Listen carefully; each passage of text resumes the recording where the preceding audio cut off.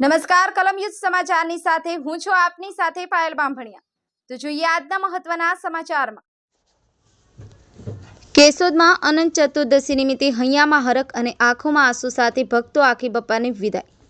કેશોદમાં અને આસપાસના ગ્રામ્ય વિસ્તારોમાં આજે ગણેશોત્સવનો છેલ્લો દિવસ એટલે કે અનંત ચતુર્દશીના દિવસે આજે ગણેશોત્સવના 10 દિવસમાં ભક્તો બાપાને અનેક પ્રકારના પકવાનનો ભોગ ધરાવી આસ્થાભેર પૂજા અર્ચના કરવાની સાથે સાથે વિવિધ ધાર્મિક સાંસ્કૃતિક કાર્યક્રમોનું આયોજન કરી ધામધૂમથી ગણેશોત્સવ ઉજવવામાં આવ્યો હતો અને 10 દિવસ બાદ ખૂબ જ ધામધૂમથી ગણેશજીને વિસર્જિત કરવામાં આવ્યું હતું।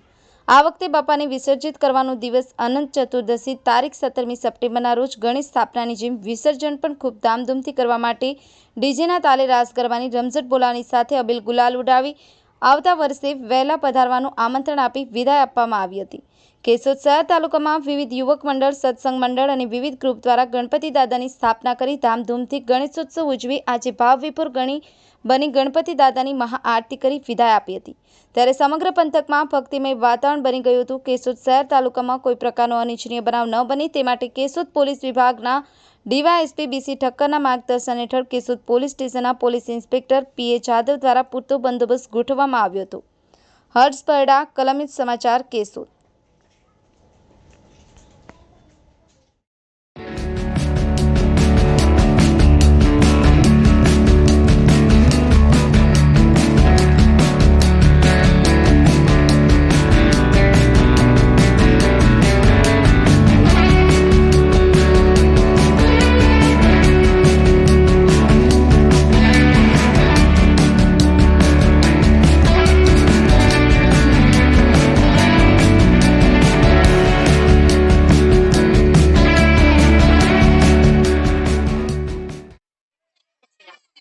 સચિનભાઈ જીનાણી છેલ્લા 24 વર્ષથી અહીંયા દવેસરીની અંદર શ્રી વિનાયક યુવક મંડળ દ્વારા આયોજિત ગણપતિ મહોત્સવની અંદર અનેકવિધ 11 દિવસ સુધી ગણપતિ મહોત્સવ અહીંયા ચાલે છે અને છેલ્લા 24 વર્ષથી ચાલે છે અને અનેકવિધ કાર્યક્રમ રોજ સાંજે હોય છે। કુટુંબ ભોજનથી માંડી અમરનાથ દાદાના દર્શન તથા અન્નકૂટના કાર્યક્રમ પણ રાખવામાં આવે છે।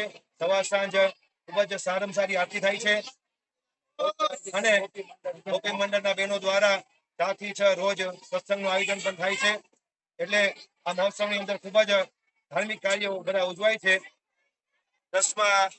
આજના 10મા દિવસે ગણપતિ મહોત્સવની અંદર અહીંયા ભગવાન મહારુદ્ર સ્વરૂપ અમરનાથ દાદાના દર્શનનો પણ કાર્યક્રમ આજે રાખેલો છે અને કાલે વિસર્જન યજ્ઞ પણ રાખેલો છે।